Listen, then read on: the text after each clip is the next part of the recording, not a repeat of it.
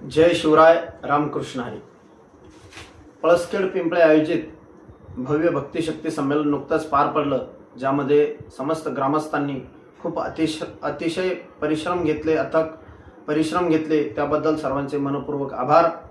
त्याचप्रमाणे भक्तिशक्ती संमेलनाच्या माध्यमातून निस्वार्थ काम करणाऱ्या मंडळींच्या माध्यमातून लोकांवरती काहीतरी प्रभाव पडत असतो आणि म्हणून पूजनीय वैकुंठवासी निवृत्ती महाराज भक्तिबाबा यांच्या माध्यमातून आमच्यासारख्या लोकांना हे काम करण्याची संधी मिळाली, सद्बुद्धी मिळाली। त्याचप्रमाणे भक्तिशक्ती संमेलनाच्या माध्यमातून निस्वार्थ काम करणारे जेवढे काही देवगिरी प्रांतामध्ये मंडळी आहेत त्या सर्वांना एकत्र करून आपण संमेलन घेणार आहोत, ज्यामध्ये छत्रपती शिवराय प्रतिष्ठान व राष्ट्रीय वारकरी परिषदेच्या सर्व वरिष्ठ मंडळींची बैठक झाली आणि त्यामध्ये भक्तिशक्ती संमेलनाच्या माध्यमातूनच गाव पातळीवरती आपण प्रचार आणि प्रसार करू शकतो, लोकांमध्ये बदल घडवण्यासाठी, मुलांना संस्कार देण्यासाठी काम करू शकतो, या विषयावरती एकमत झालं। या संमेलनामध्ये प्रत्येक गावामध्ये मुलांना धर्मशिक्षण मिळावं, त्यांनी आरती, हनुमान चालीसा घ्यावी, यासाठी प्रचार व प्रसार करणे।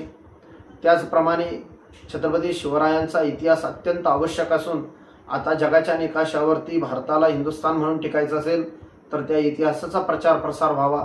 त्याचप्रमाणे आपण ज्या देवगिरी प्रांतामध्ये राहतो ती मराठ्यांची पहिली राजधानी देवगिरी ही आपल्यासाठी गौरव आणि वैभवाचंच ठिकाण आहे।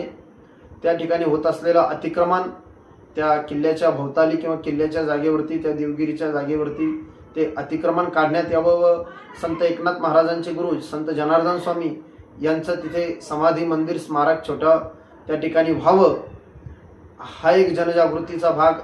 आणि गावातून, खेड्यातून शहरामध्ये राहण्यासाठी आलेल्या लोकांच्या व्यवसाय असेल, नोकरी असेल, अनेक संदर्भात त्यांना सहकार्य व्हावं।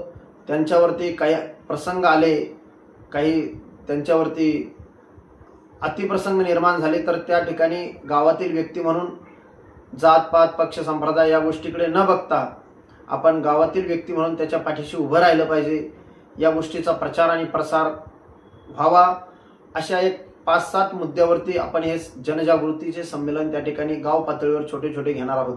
आणि संमेलन म्हटलं तर त्यासाठी वक्ते लागतात आणि यासाठी वक्ते म्हणून आपल्याला राष्ट्रीय वारकरी परिषदेचे उपाध्यक्ष श्री कारभारी महाराज अंभोरे, त्याचप्रमाणे योग प्राणायाम शिक्षक श्री बालासाहेब वाघ, त्याचप्रमाणे गायत्री आश्रमाचे महंत दीनदास महाराज आणि युवा शिवचरित्रकार वक्ता असे ज्ञानेश्वर फुके, हे मंडळी आतापर्यंत आपल्याला वक्ता म्हणून लाभणार आहे आणि याही पुढे असंख्य संमेलन त्या ठिकाणी होणार आहे।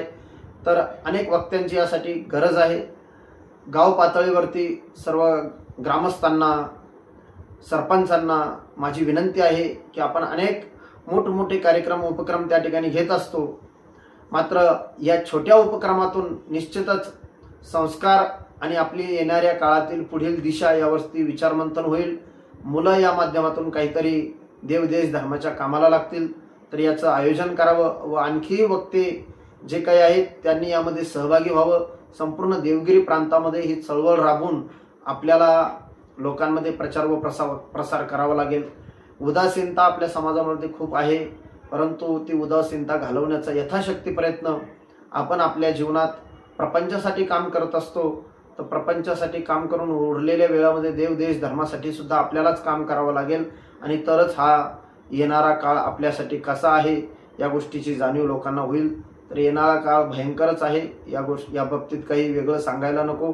आपण सर्व सोशल मीडियाच्या माध्यमातून सर्व परिस्थिती बघतच आहात, तर जास्त न बोलता या भक्तिशक्ती संमेलनासाठी सर्वांनी प्रयत्न करावेत, हे संमेलन व्हावेत, जेणेकरून सत्य संकल्पाचा दाता नारायण किंवा श्रीमद भगवद्गीतेत म्हटलेलं आहे, सर्वरंभ परित्यागी यौमत भक्त समेप्रिया, जो सर्वस्वाचा त्याग करून कर्म फळाची अपेक्षा न ठेवता काम करतो, अशाच लोकांच्या वाणीमधून जे काही शब्द निघतात तेच शब्द लोकांच्या समाजाच्या मनावर बिंबवल्या जातात आणि तोच उपक्रम आपण घेऊन या ठिकाणी येत आहोत। धन्यवाद। जय शिवराय। हर हर महादेव।